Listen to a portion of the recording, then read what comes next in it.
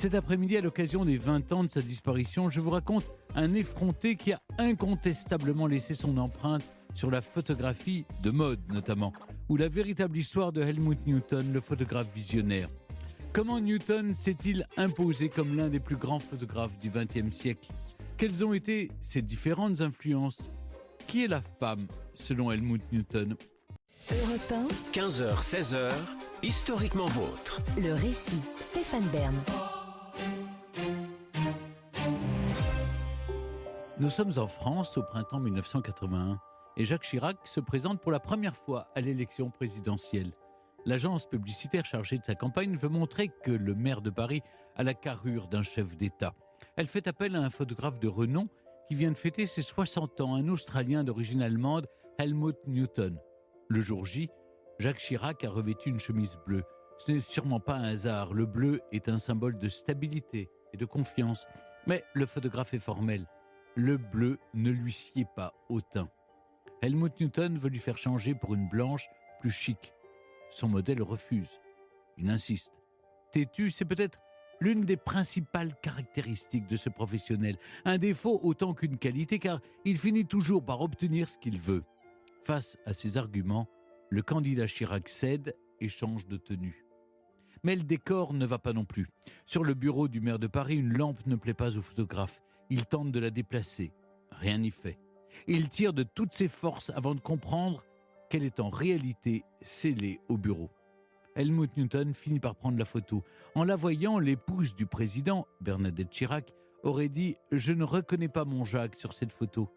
Un autre portrait est finalement choisi, moins bon que le mien, précisera le photographe. Têtu, Newton est aussi très orgueilleux. Mais l'homme a de quoi être fier. Sa détermination l'a amené à devenir l'un des plus grands photographes du XXe siècle. Et si sa photo de Jacques Chirac n'a pas été retenue, c'est peut-être parce que le domaine dans lequel il excelle, ce n'est pas les portraits d'hommes politiques, il fera aussi ceux de Jean-Marie Le Pen et d'Helmut Kohl, non, ce sont les portraits de femmes qu'il immortalise dans le plus simple appareil. Un an avant la séance photo ratée avec celui qui sera battu par Giscard d'Estaing et François Mitterrand au premier tour, Helmut Newton réalise une série de grands nus, sensuels, artistiques, magnétiques. Sous son objectif, des femmes prennent la pose fièrement, elles apparaissent puissantes, les seins dressés, le regard droit, pénétrant. Celles qui posent habillées ne le restent pas longtemps. L'année suivante, pour présenter une collection d'hiver dans les pages glacées de Vogue Paris, il confronte les corps de 4 femmes nues aux mêmes, habillées dans des postures identiques. De ces clichés désormais iconiques, Newton dira, je le cite, « Il n'y a pas d'artifice, simplement une femme qui se tient là, qui ne porte rien d'autre que des chaussures à talons. Il s'agit presque d'une photo de passeport, mais nue. » Il y aurait de quoi exciter plus d'un douanier, mais ce n'est pas le but recherché, évidemment. Voilà ce que raconte Helmut Newton au sujet de sa méthode de travail. Je ne me demande jamais ce qui excitera le public, car si je fonctionnais ainsi, je ne ferais jamais la moindre photo. Non, seul compte mon propre plaisir. Et du plaisir, il semble en avoir pris durant toute sa vie.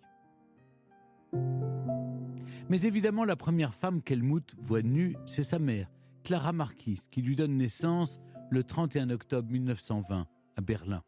C'est une Américaine issue d'une famille aisée qui a rencontré Max Neunstedt, un soldat juif allemand rentré du front russe en 1918. Elle aime à raconter, toujours avec le même air snob, qu'elle a séduit le pauvre homme, il était littéralement sans le sou, avec ses belles jambes. De leur union naît un nourrisson chétif parce que prématuré, à en croire sa mère.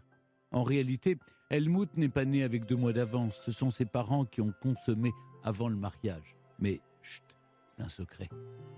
L'enfant est bel et bien fragile et le nourrir à base de lait de chèvre ne contribue pas à renforcer sa santé. Mais nous sommes alors en plein blocus de l'Allemagne par les Alliés. Impossible de trouver du lait de vache à Berlin. La famille Neustädter habite Innsbrucker Straße. Helmut a sa chambre, très gâté, il a tous les jouets qu'il veut, et passe vite au suivant car il s'ennuie très rapidement. C'est la raison pour laquelle il ne fera jamais de cinéma. Des mois, des années, impossible, confiera-t-il plus tard.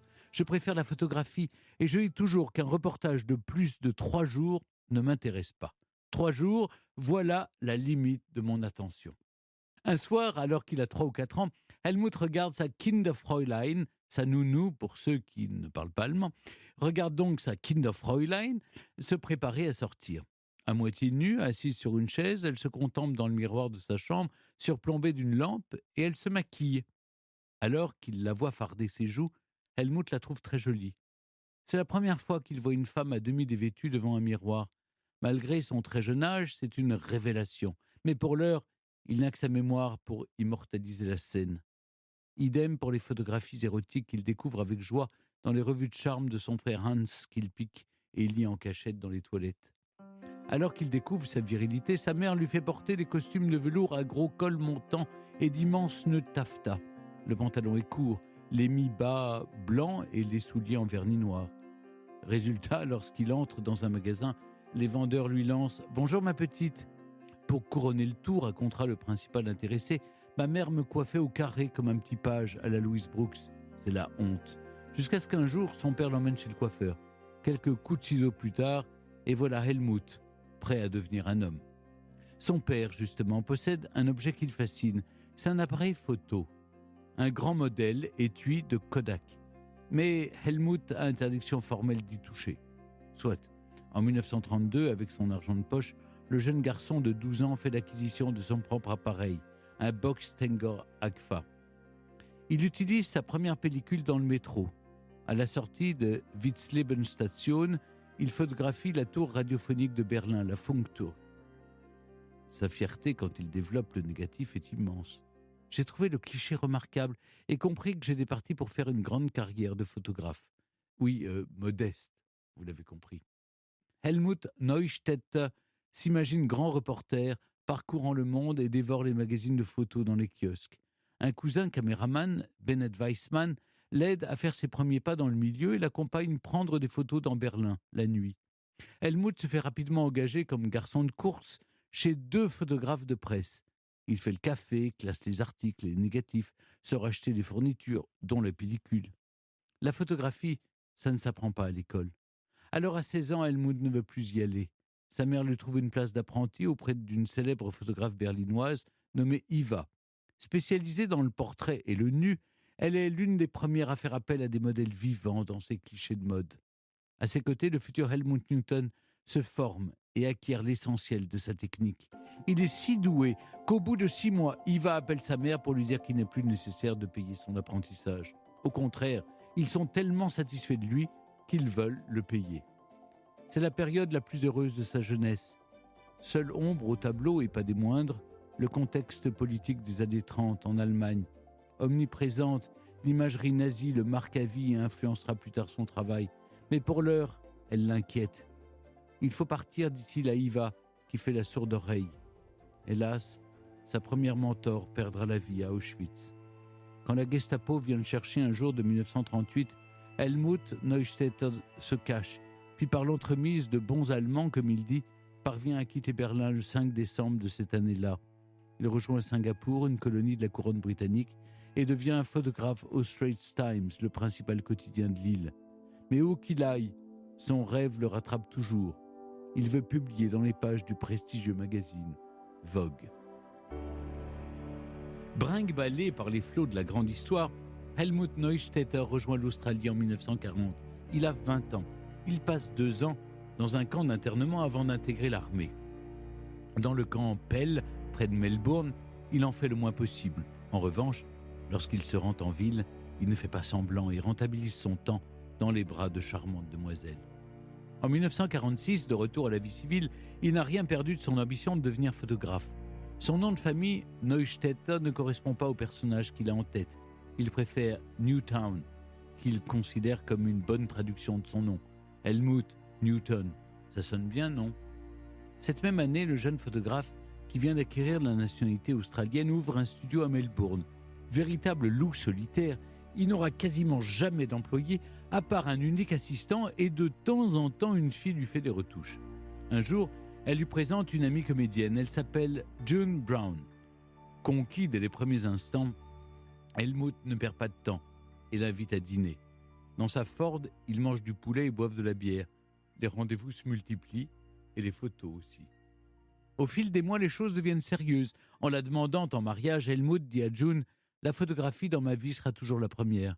vous serez toujours la deuxième. Visiblement, la place lui convient. Elle lui dit oui le 13 mai 1948. Sur le papier glacé, c'est beau. Un photographe, une actrice, mais un quotidien précaire surtout. Helmut et June vivent dans un petit appartement. Elle cuisine sur un réchaud dans la pièce minuscule où sèchent les négatifs. Des gouttelettes de fixateur et de révélateur tombent dans les casseroles. Pour gagner de quoi les remplir et payer le loyer, Helmut fait des photos de mariage en grinçant des dents. Il déteste ça, mais il faut bien commencer quelque part. Et le travail paye. Newton se fait un nom et prend des photos pour les vitrines d'un grand magasin de Melbourne, puis pour le supplément australien de l'édition anglaise de Vogue. Il touche son rêve du bout des doigts. C'est à la fin des années 1950 qu'il se spécialise dans les photos de mode. Et ça tombe bien car le genre va connaître son âge d'or dans les 2 décennies à venir. Avec l'invention du prêt-à-porter, les marques se développent en même temps que la presse spécialisée. En 1957, le magazine Vogue lui offre un contrat d'1 an à Londres. En Angleterre, où il se rend pour la première fois, Helmut Newton apparaît comme un rustre tout droit sorti du bush australien.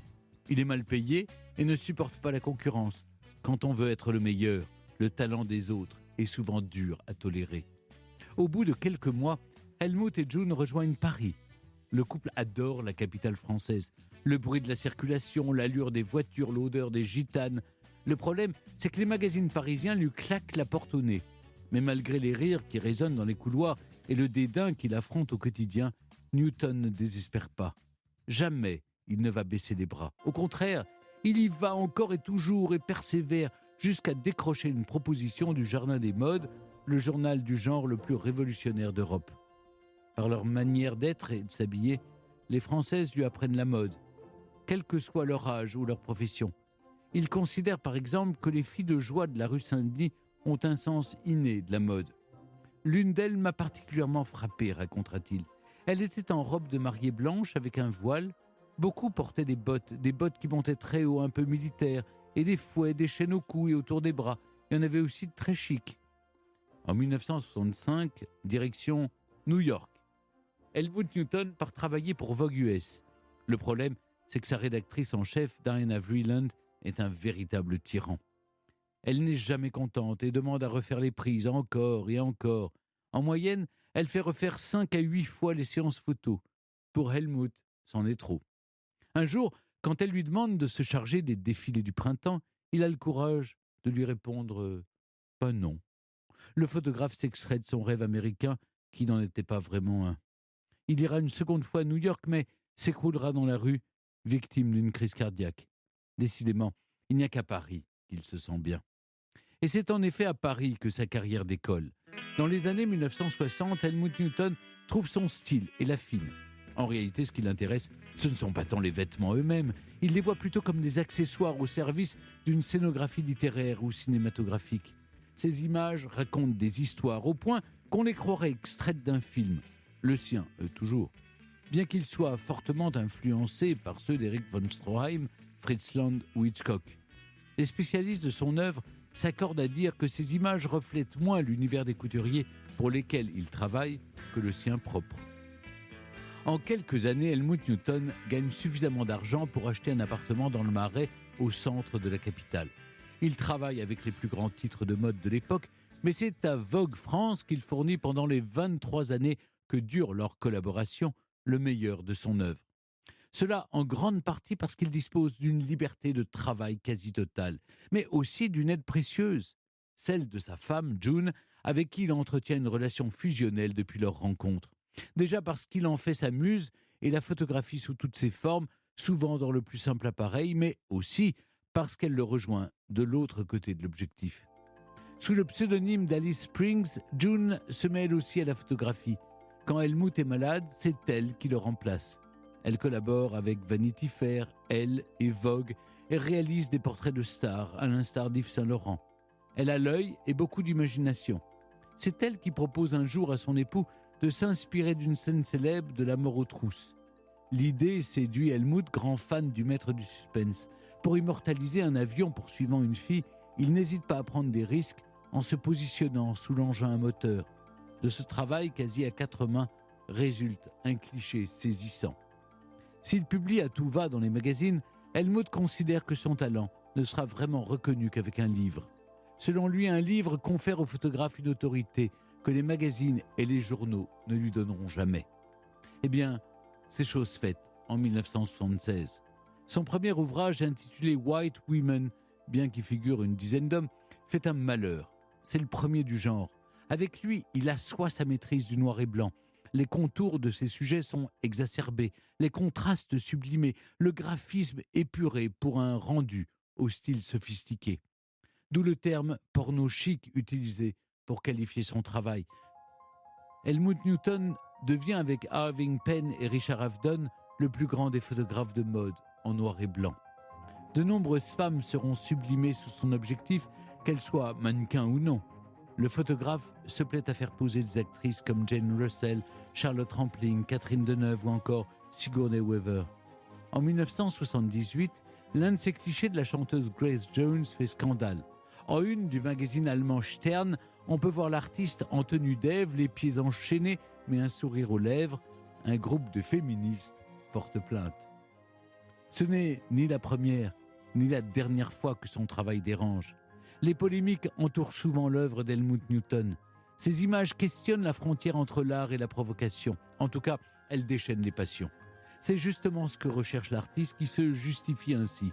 J'aime et recherche les réactions. Je n'aime ni la gentillesse ni la douceur. La volonté de provocation ne répond pas chez moi au désir de provoquer, mais certains sujets me sont nécessaires afin de créer de nouveaux effets photographiques, de nouvelles tensions visuelles. En 1981, sa série des Big Nudes est exposée à la galerie parisienne Daniel Templon. Sur fond blanc, d'imposants tirages montrent des femmes nues, puissantes, modestement chaussées d'escarpins. Face à la rigidité de leur corps, les critiques assurent que Newton s'est inspiré de l'art classique de la statuaire. La froideur des modèles qui posent sans le moindre soupçon de gêne caractérise ce qui devient le style newtonien. Cette même année, le photographe a besoin de chaleur. J'aime le soleil, il n'y en a plus à Paris, commande-t-il à 61 ans avant de s'installer à Monaco. Dans son bureau de Monte-Carlo, il travaille face à la Méditerranée, dans laquelle il peut passer des heures entières à nager. La Riviera est un super terrain de jeu pour le photographe de mode. Sa lumière blanche, ses palaces et son festival de Cannes. Mais Helmut Newton ne délaisse pas pour autant les aspects moins reluisants du paysage. Chantiers et garages sont pris en toile de fond de clichés pour les plus grandes maisons. C'est ainsi qu'on peut admirer sur une photo prise pour Versace en 1986 une grande blonde impeccable appuyée contre le godet géant d'une pelleteuse. À la fin du siècle, Helmut Newton est sur tous les fronts. Il immortalise les derniers jours de Dali à Figueras, le chancelier allemand Helmut Kohl à Bonn ou encore Margaret Thatcher à Anaheim, en Californie. La rencontre avec l'ex-premier ministre britannique qui vient de démissionner a lieu en 1991. Sur la photo, décrit Helmut, elle ressemble à un requin, la tête bien droite sur les épaules, sans l'ombre d'un soupçon de sourire. Aux plus grandes dames de la Dame de Fer, qui détestait ce cliché, un tirage de 2 mètres de haut est inauguré à la National Portrait Gallery de Londres en l'an 2000. À cette occasion, le photographe a l'honneur de discuter avec la reine d'Angleterre, Elisabeth II. Pas de chance, un pigeon a souillé son costume quelques minutes avant cette rencontre de haut vol. D'Europe ou d'Amérique, les récompenses pleuvent. En l'an 2000, le Centre allemand de la photographie invite Helmut Newton à organiser une grande rétrospective à Berlin pour son 80e anniversaire. Son épouse n'est pas en reste. Quelques mois plus tôt, la Maison européenne de la photographie a organisé une exposition consacrée au Newton, intitulée Us and Them. De June, Helmut dira « Je perçois la vérité et la simplicité de ses portraits ». D'Helmut, June dira « La vision qu'il a des femmes n'est ni cruelle ni tendre, ni affectueuse, mais juste admirative. Et il a la capacité de les rendre toujours plus belles. » Désormais, le couple gagne chaque hiver la côte californienne pour profiter du soleil. Mais le 23 janvier 2004, il y a 20 ans jour pour jour, en quittant un palace hollywoodien, Helmut Newton est victime d'une nouvelle crise cardiaque. Il perd le contrôle de sa voiture qui s'écrase violemment contre un mur et l'envoie au service des urgences de l'hôpital le plus proche. June s'y rend sur le champ, son appareil photo en main. Elle immortalise pour la dernière fois son mari, Minerve au cou, mort dans son lit. L'enterrement sera gai. Newton est mort, vive Newton. Dans la tombe, June jette l'appareil que son mari emportait partout avec lui, un petit Olympus noir. Quelques semaines plus tard, elle inaugure le nouveau musée de Berlin où a été déposé l'essentiel de leurs archives. Car s'il a aimé la France et que la France l'a aimé, c'est à Berlin que son œil s'est aiguisé et qu'est né son désir de devenir photographe.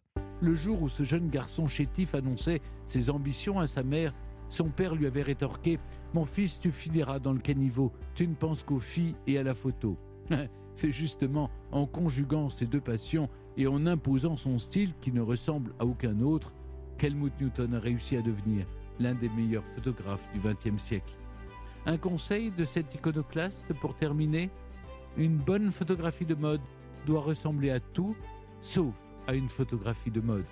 Maintenant, vous le savez. Europe 1, historiquement vôtre. Thierry Grillet, merci d'être toujours avec nous sur Europe 1. Helmut Newton, c'est l'un des photographes les plus célèbres du XXe siècle. Quel a été son génie, selon vous ? Son génie, ça a été d'introduire dans la photographie de mode, dans une photographie qui normalement sert le vêtement, le corps des femmes. Et le corps des femmes sous un angle sulfureux, c'est-à-dire que tout à coup, le vêtement était moins intéressant que le corps lui-même. Je me souviens d'une phrase de Descartes qui disait « Les hommes sont des habits qui se promènent ». Eh bien, c'est un peu ça avec Helmut Newton. La mode, ce sont des habits qui se promènent, et la vérité de ces corps qui se promènent, c'est la nudité. C'est la raison pour laquelle, en fait, on voit dans cette imagerie, qui est une imagerie très sulfureuse, beaucoup de corps de femmes nues en talons, puisque c'est le vocabulaire visuel premier du fantasme d'Helmut Newton. Alors, cette imagerie, c'est une imagerie qui a pu choquer, notamment le Vogue, lorsqu'il est allé aux États-Unis dans les années 65, il a travaillé pour le Vogue US, il a été très souvent censuré, parce que ce qui était permis, accepté, toléré, faisant partie au fond d'une espèce de culture de la gauloiserie en France, ne l'était pas aux États-Unis, qui est beaucoup plus puritain. Et vous avez parlé tout à l'heure des femmes de la rue Saint-Denis, des prostituées de la rue Saint-Denis.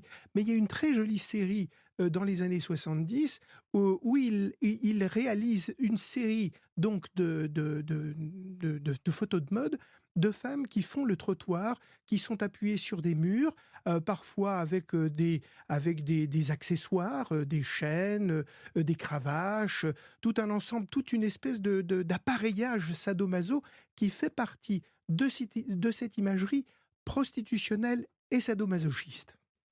Thierry Grillet, au néophyte que nous sommes, pourriez-vous nous expliquer comment on peut reconnaître d'emblée un cliché d'Helmut Newton ? Quelle est au fond sa patte ? Le cliché d'Helmut Newton, le noir et blanc, chez lui, est un choix esthétique tout à fait conscient. Parce que le noir et blanc dramatise la scène, lui donne un côté un peu polar. Il faut se souvenir que Helmut Newton collectionnait les coupures de presse concernant les faits divers et les crimes. Il y a donc chez Helmut Newton toute une dimension, un fantasme du fait divers, du crime, du polar, qui habite plus ou moins ses photographies.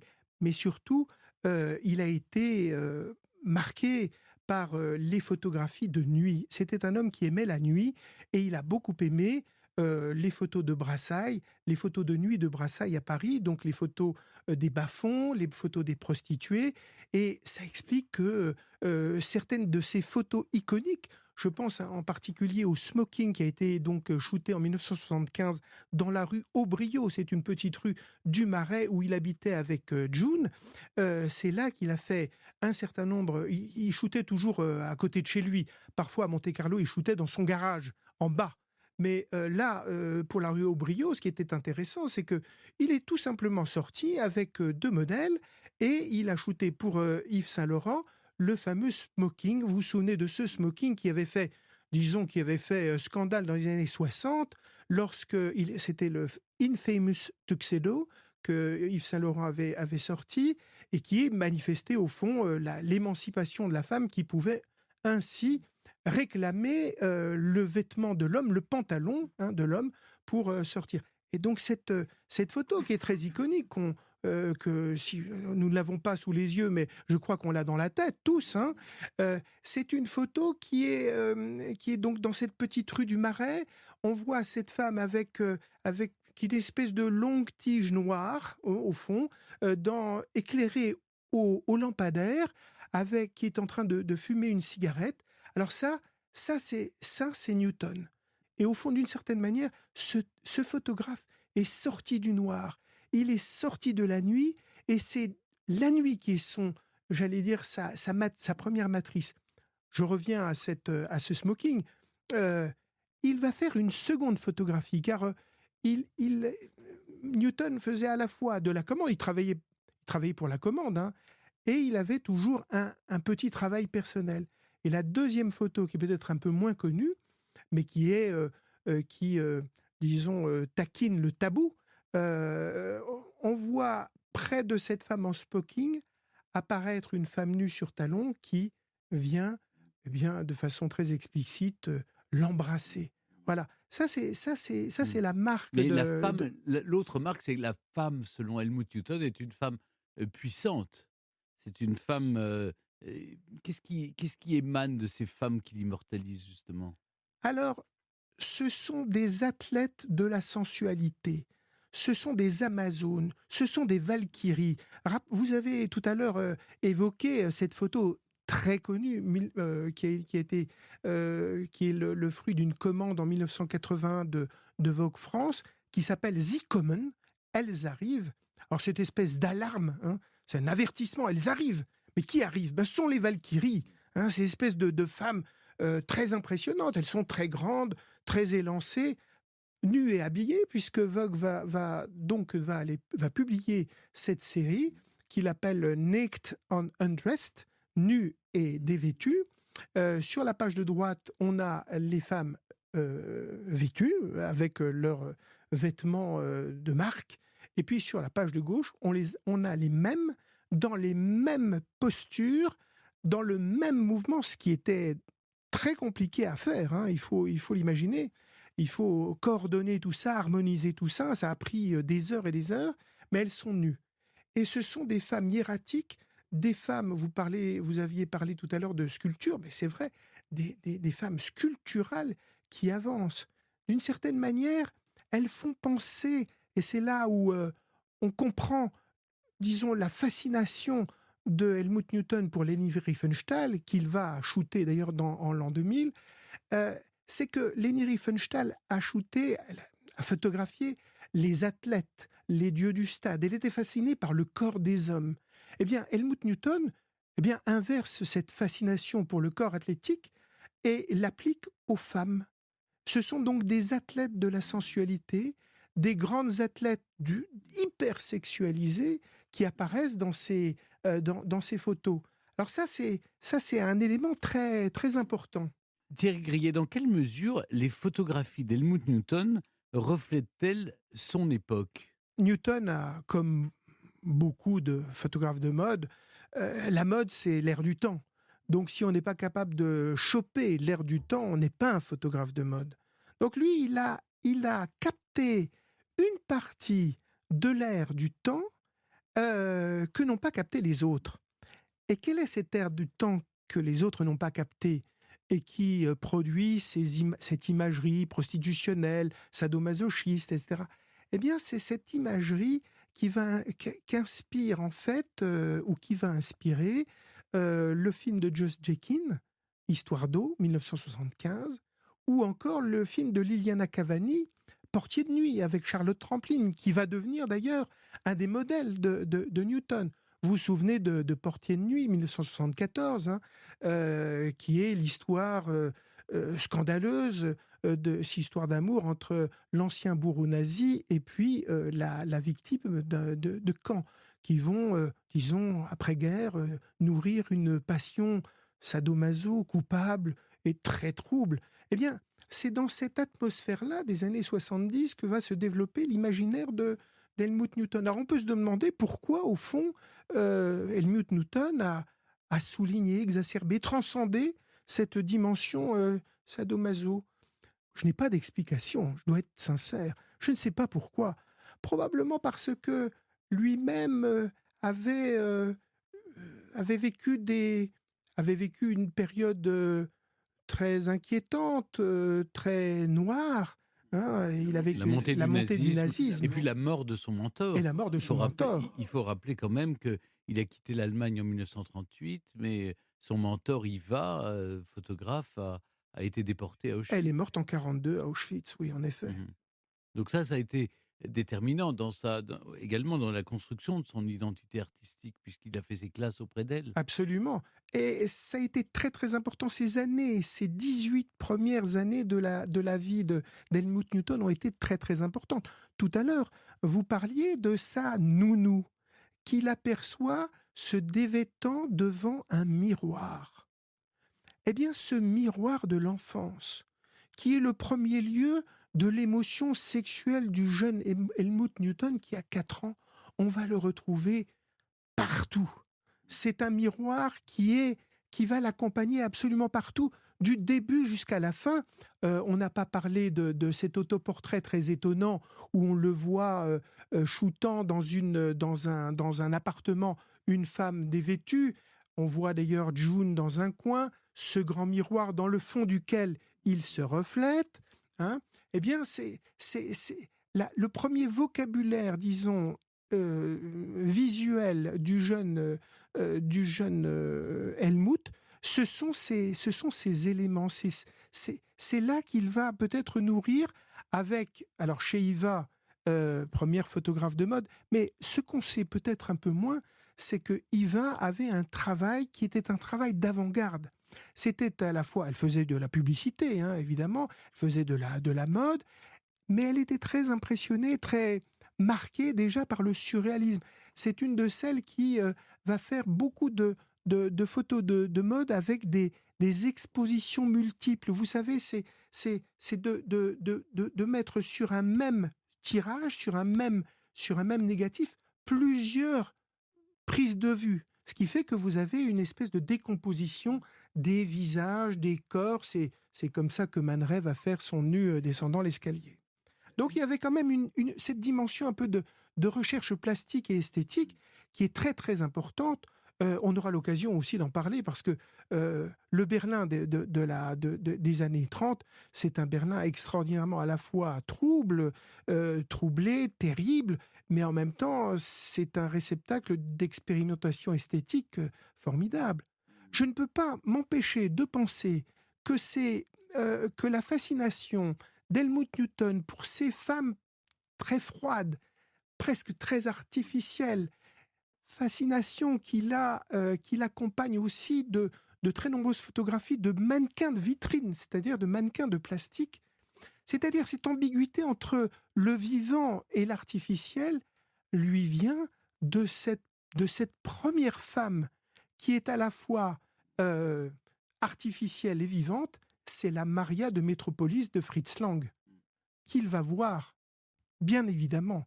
Donc ces femmes robots, ces femmes artificielles qui sont entre les femmes plastiques et les femmes de chair, ce sont des femmes qui vont évidemment nourrir son œuvre.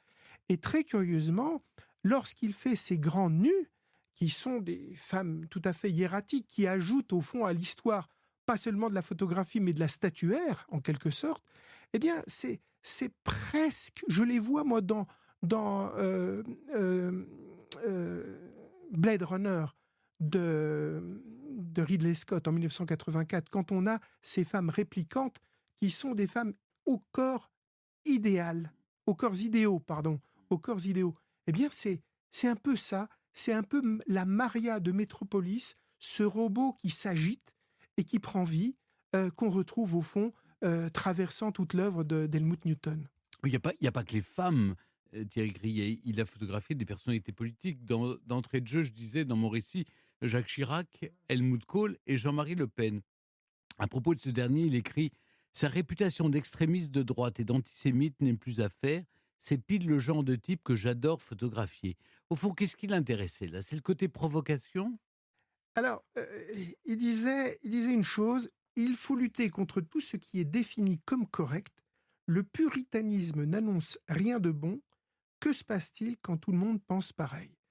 Au fond, quand il va voir Jean-Marie Le Pen, il le dit d'ailleurs, il agit plus comme un témoin que comme un juge. Au fond, ça ne l'intéresse pas. Par contre, il a de l'humour. Et son jugement, il ne le verbalise pas, mais il l'illustre. Car derrière l'image de Le Pen avec ses deux Doberman, il y a l'image d'Hitler avec son berger allemand, image photo prise par Heinrich Hoffmann, le photographe officiel d'Hitler, en 1925. À propos de provocation, est-ce que vous pensez que ces nus féminins, ces clichés sulfureux, provoquants, choqueraient les sensibilités de nos contemporains aujourd'hui? Évidemment, on est dans un monde qui a totalement changé. Ces photos avec, j'allais dire, tout l'appareillage sadomasochiste, l'imagerie prostitutionnelle, on en a parlé beaucoup, Les ces femmes grands nus, enchaînées. ces femmes objets, ces Mais femmes oui. enchaînées, etc., choqueraient. Bah oui. Choqueraient, mais choqueraient sur 2 registres. Vous avez entendu récemment cette histoire au mois de décembre, je crois que c'était début décembre, dans le collège Jacques Cartier, dans un collège des Yvelines, où un certain nombre d'élèves se sont émus, se sont sentis offensés par le propos d'une professeure de français qui montrait un tableau du XVIIe Avec une allégorie qui était Diane et Actéon, Eh donc oui. avec 5 femmes nues, un peu des femmes newtoniennes. Donc là, il y a un puritanisme de pureté qui progresse dans la société et qui fait que peut-être le travail de Newton ne serait pas accepté. Et puis il y a un second puritanisme qui nous vient, celui-ci des États-Unis, qui est le puritanisme woke, et qui verrait que dans ces femmes, au fond, l'illustration de la domination patriarcale. C'est donc entre ces 2 puritanismes que Helmut Newton devrait aujourd'hui lutter. Qui sont aujourd'hui les héritiers d'Helmut Newton en photographie, évidemment? Alors en photographie, il y a aujourd'hui, en ce moment même, au Grand Palais éphémère à Paris, une exposition de Jürgen Teller, qui est un photographe de mode, trash, on peut dire, vraiment, il y a des choses tout à fait trash, mais on peut dire que le souci de la provocation, il y a même des citations qui sont les citations de grandes photographies de Newton, eh bien, voilà typiquement un héritier de Newton qui ne fait pas dans la dentelle, je dois dire. Aujourd'hui, où est-ce qu'on peut, à part dans les livres, admirer les photos d'Helmut Newton? Il faut aller à la fondation Newton à Berlin. Alors, c'est un très beau bâtiment. Et c'est un bâtiment qui est tout à fait symbolique. Car en septembre 1938, lorsqu'il prend son train à la gare du parc zoologique à Berlin, pour la Chine, il va finalement s'arrêter à Singapour, puis ensuite finir en Australie. Cette gare est juste en face de la fondation Helmut Newton. C'est un beau symbole parce que non seulement les cendres d'Helmut Newton sont rentrées à Berlin et il est aujourd'hui enterré à quelques mètres de Marlène Dietrich, il y avait un attachement, une fidélité pour cet homme qui a fait le tour de la Terre. Au fond, il a fait le tour de la Terre pour revenir chez lui à Berlin. Merci beaucoup Thierry Grillet de nous avoir accompagnés cet après-midi dans Historiquement Vôtre pour retracer la véritable histoire d'Helmut Newton, le photographe visionnaire. Je rappelle qu'Autoportrait, son autobiographie, vient d'être rééditée aux éditions Robert Laffont. Historiquement vôtre sur Europe 1 et en podcast sur europe1.fr.